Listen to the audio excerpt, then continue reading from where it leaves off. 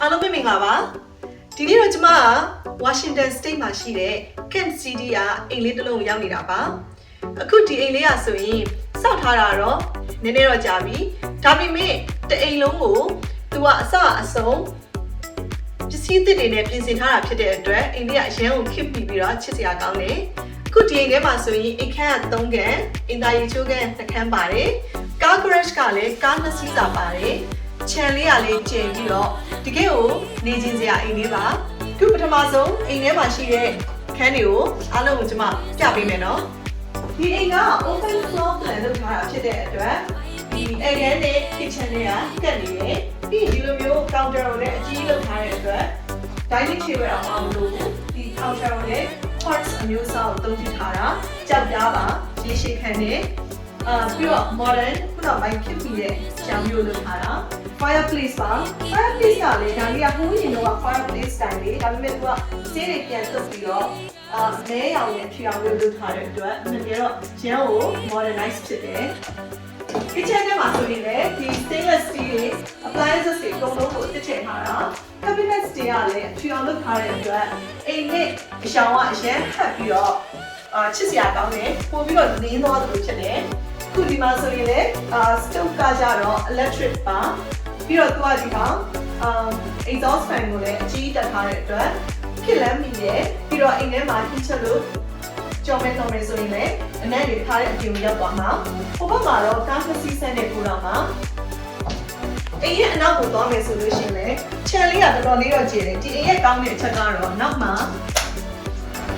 ရှိတဲ့ခြံလေးကအရန်ကိုမြေရလည်းပြန့်နေနေရာလေးကလည်းတော်တော်လေးကျယ်တယ်ခြံရဲ့ပတ်ဝန်းကျင်ကိုလည်းအကုန်လုံးကိုဒီ fence ကအပြည့်ကာထားတဲ့အတွက်မိသားစုအနားယူပန်းဖြည့်စရာကောင်းတယ်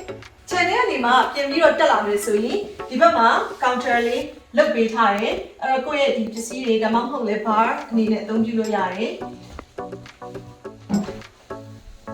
ခုအိမ်ထဲကအခန်းတွေကိုတစ်ချက်သွားကြည့်မယ်နော်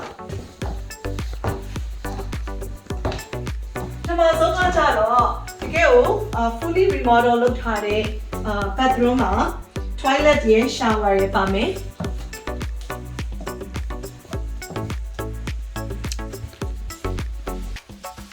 ဒီဘက်ကခန်းကြတော့ office အနေနဲ့အသုံးပြုလို့ရတယ်ခန်း site ကတော့အရင်ကြီးမကြီးဘူးသူ office အနေနဲ့သုံးတယ်ဒါမှမဟုတ်ရင်ကလေးအတွက်လည်းသုံးပြုလို့ရတယ်သူက concept ကဒီဘက်ချမ်းမှာပါတယ်ခန်းလေးကထွက်မယ်ဆိုရင်ဒီဘက်တော့မှနောက်တစ်ခန်းတစ်ခန်းဒီခန်းထဲမှာလည်း closet လည်းရှိတယ်ဒီခန်းကျတော့ master bedroom မှာသူ့ထဲမှာ closet လည်းရှိတယ်ပြီးတော့ remodel လုပ်ထားတဲ့ bathroom လည်းရှိတယ်ဒီ bathroom ကတော့အရန်ကိုချစ်စရာကောင်းတယ် shower head အကြီးနဲ့အကုန်လုံးကိုအမဲရောင်နဲ့အဖြူရောင်ပဲဒီဇိုင်းလုပ်ထားတဲ့အတွက်ဒါလေးကတော့ဒီအိမ်ရဲ့ခေတ်မီအောင်ပြင်ဆင်ထားတဲ့ထူးခြားချက်ပါအခုဒါကတော့ကျမတို့ Washington State ကဒေါ်လာ9သိန်းနဲ့2000တန် single family home လေးပါ